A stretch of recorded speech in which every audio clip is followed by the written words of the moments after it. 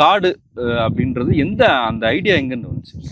97ல் நான் ஃபர்ஸ்ட் மரம் நட்டேன். நான் 21 வயசு இருக்கும்போது என்னோட ஃபர்ஸ்ட் மரம் ஒரு மலை பகுதியில் நட்டேன்.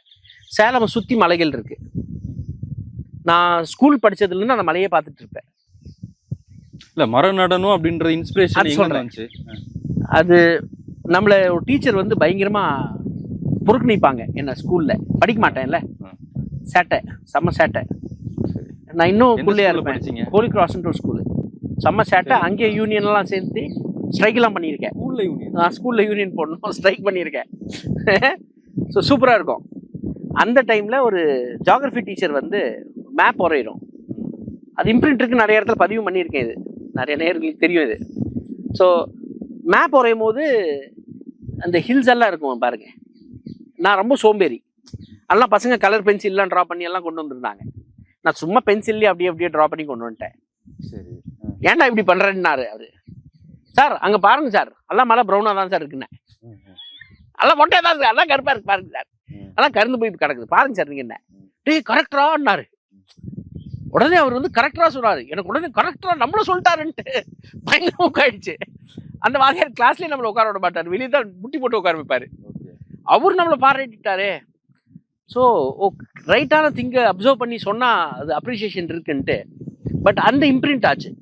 டே every one of you do it in grey ஸ்கெட்ச்ன்ட்டார் அவர். பென்சில்லே பண்ணுங்கன்ட்டாரு. ஆனா அந்த மலைப்பகுதி எல்லாமே வறண்டு போயிருக்கே சேலம் சுத்தி. ஸோ 97ல் நான் காலேஜ் விட்டு ஸ்ட்ரைக் பண்ணி எல்லாம் வெளியே, ஜெயில் விட்டு வெளியே வந்து அந்த கோவத்தில் வந்தேன் வெளியே. சரி அமைதி சாந்தப்படுத்தணுன்ட்டு. காலேஜ்லேயே ஸ்ட்ரைக் பண்ணீங்க? ப்ரைவேட் காலேஜ், வைஷா காலேஜ்ன்ட்டு ப்ரைவேட் காலேஜ். இன்றைக்கும் ரொம்ப மோசமாக தான் நடக்குது. ஸோ அந்த டைமில் ஸ்ட்ரைக் பண்ணி நிறைய டிமாண்ட்லாம் வச்சு ஜெயிலுக்கெல்லாம் போய் அப்போ தான் ஃபால்ஸ் கேஸ் என்னான்ட்டு பார்க்குறேன். அரசாங்கம் இப்படி ஃபால்ஸ் கேஸ்லாம் போடுவோன்ட்டு அப்போ தான் தெரிஞ்சது. அப்புறம் அதுக்குள்ளே போய் வெளியே வந்து கோவத்தில் சுற்றிட்டு இருந்தேன். ஏன்னா ஜெயில் போனதுக்கப்புறம் பசங்க வரல யாருமே பின்னாடி. நான் தான் ஜெயிலுக்கு போனேன் தனியா. 2 பேர் மேல கேஸு. ஒருத்தனுக்கு அப்ப சிக்கன் பாக்ஸ் இருந்தது. அவன் விஓ பையன் கூட. ரொம்ப நாள் கழிச்சு தான் இங்க பக்கத்து கிராமம் தெரிஞ்சது. அவன் இங்கிருந்து வந்துட்டு இருந்தான் காலேஜ்க்கு. ஸோ செந்தில்ன்ட்டு பையன் பேரு. ஸோ அது முடிஞ்சது.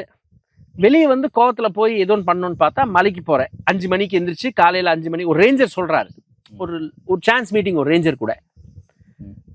கரப்ஷன் அதெல்லாம் பேசும்போது மரம் நட்டு பாருங்களேன்னாரு.